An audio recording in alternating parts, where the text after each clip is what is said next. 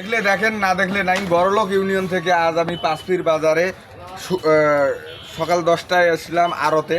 এই আড়তের অবস্থা দেখে আমারই মাথা নষ্ট, কারণ যত মাল, এই যে দেখেন মালগুলো, পটল আছে, আলু আছে, যাবতীয় সবজি আছে, তার মধ্যে অসংখ্য গেরস্ত আসছে এই পাঁচপির বাজারে করলা নিয়ে। এই করলার দাম যে এত কম সেটা আমার জানা ছিল না। কালকে করলা বেচালাম 30 টাকা, আজকে আসি এই 15 টাকা কেজি। এই 15 টাকা কেজির তা তো নিতে আছে না কেউ করলা। এই করলার গেরস্তর মাথার মধ্যে হাত। ভাই একটু আপনার দুঃখ দুর্দশা বলেন তো।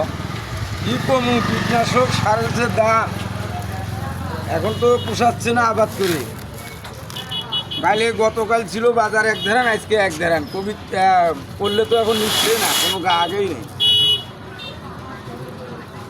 তাই কৃষকের মাথায় হাত, পেটে নেই তার ভাত। তাই সরকারের কাছে অনুরোধ, আপনারা একটু কৃষকের দৃষ্টি আকর্ষণ করবেন, যে কাঁচামালের ব্যবসায়ীদের যদি আপনারা আগ্রহী দেখান, তাহলে হয়তো গৃহস্থরা বাঁচবে, সরকারও ভালোভাবে ট্যাক্স পাবে। এই আশা ব্যক্ত রেখে শেষ করছি। গাইবান্ধা জেলা এবং সুন্দরগঞ্জ থানার মধ্যে পাঁচপির বাজার। আপনারা আসবেন, সবাই আসবেন, খরিদ করে যাবেন কাঁচামাল, করলা, পটল এবং ইত্যাদি ইত্যাদি।